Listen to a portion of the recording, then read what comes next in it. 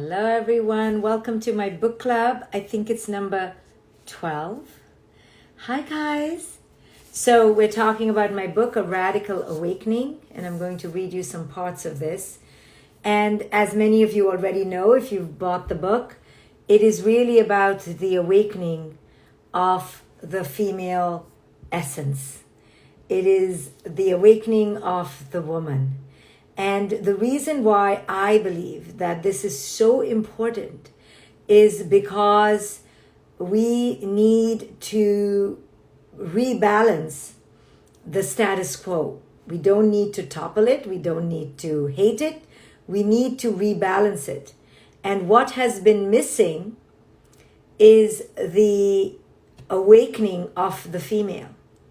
So I just did an interview with Tom Biliu. You can check it out. And many of Tom's followers are men. And their comments are fascinating. They talk about how I am reeking of victimhood. How, I'm talking about the negative comments only, okay? How I am too assertive. How I'm too patronizing. And all these comments are what is embedded, deeply inherent in what I'm talking about, the toxic patriarchy.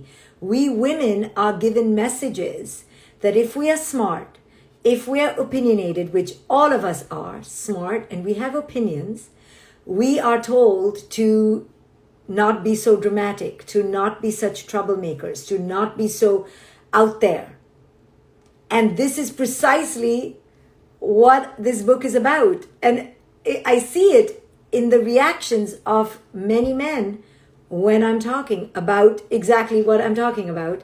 They, to the letter, are playing their part in what is the toxic patriarchy and what we women have to go through. Some of them even said there is no such thing as a toxic patriarchy. What is she talking about? This is disgusting, right?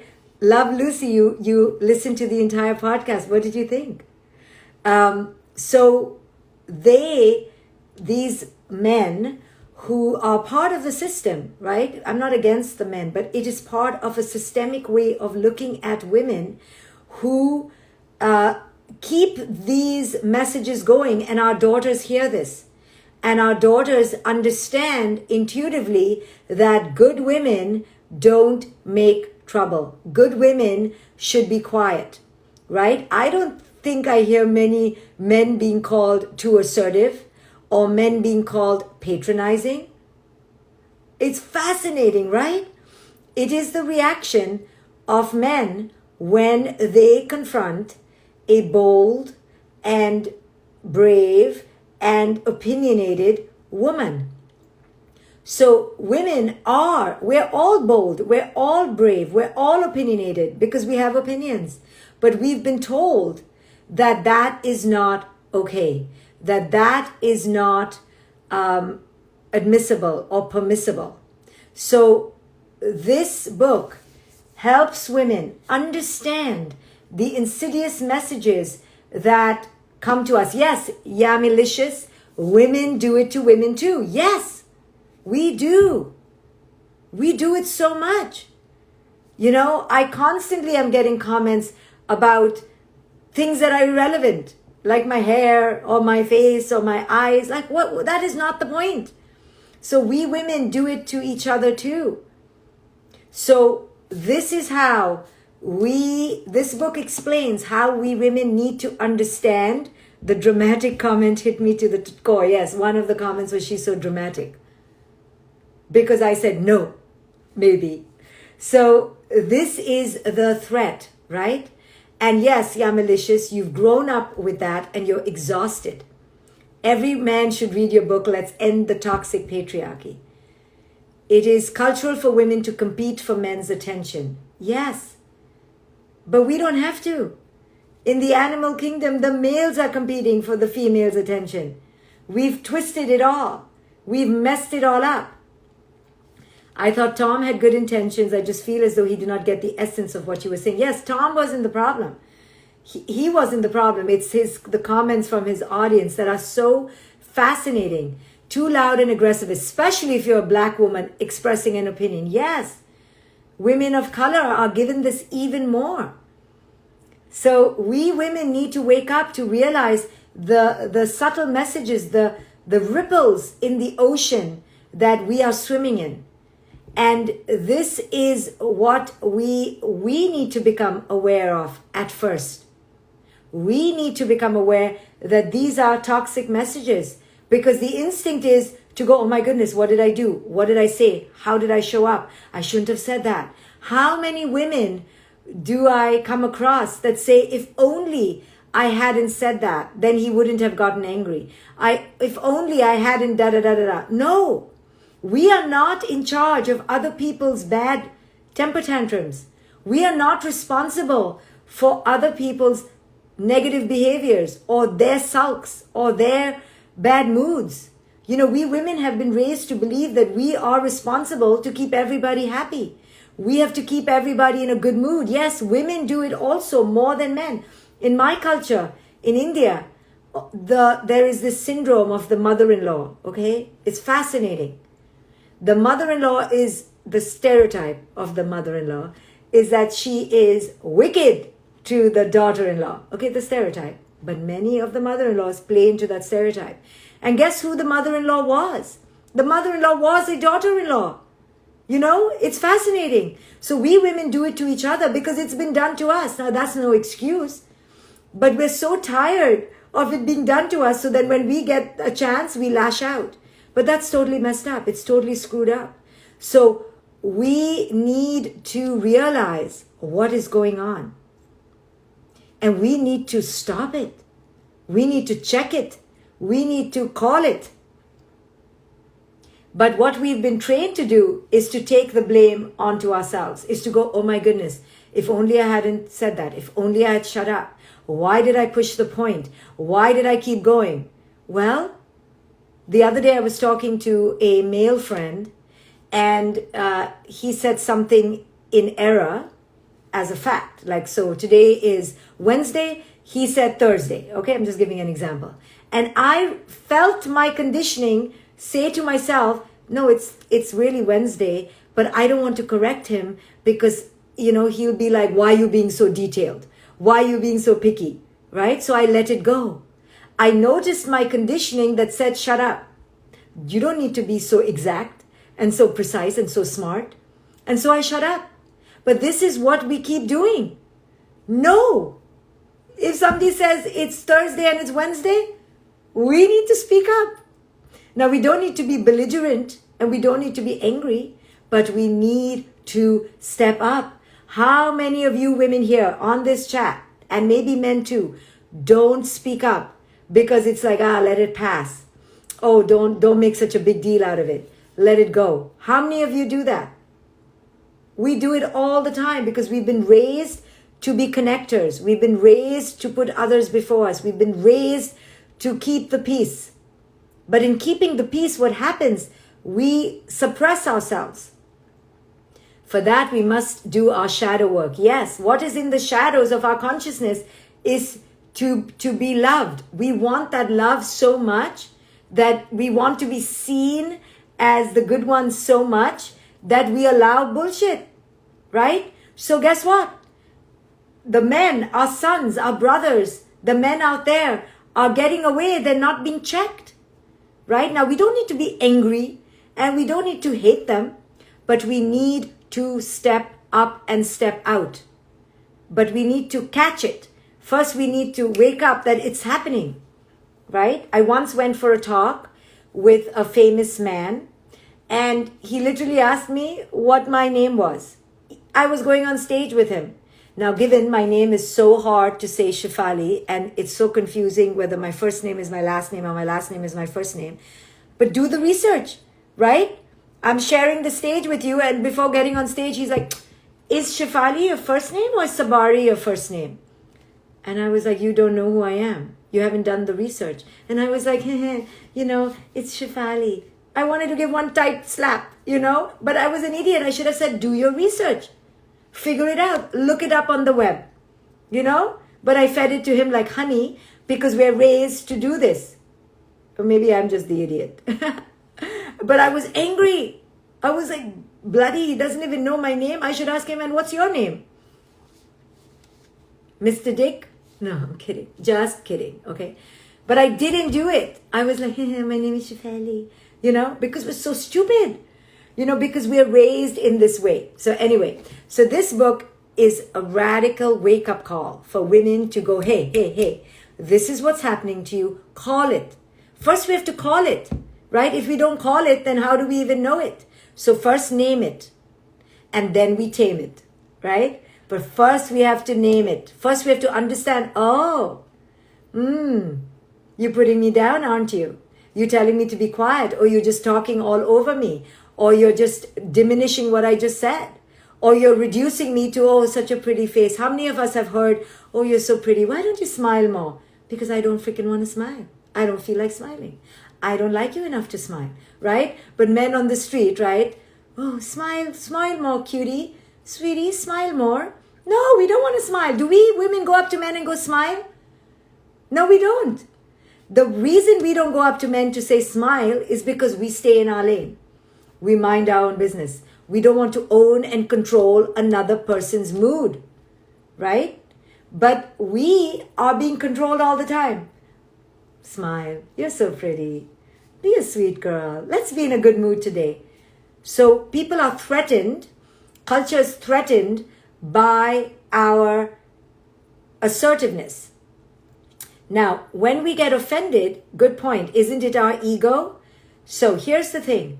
When there is inequity, when there is injustice, and we say no to the injustice, that's not our ego. That is reality. Now, if we're really reactive in the saying no, and we want to smash a bottle on their head, that's an ego, right?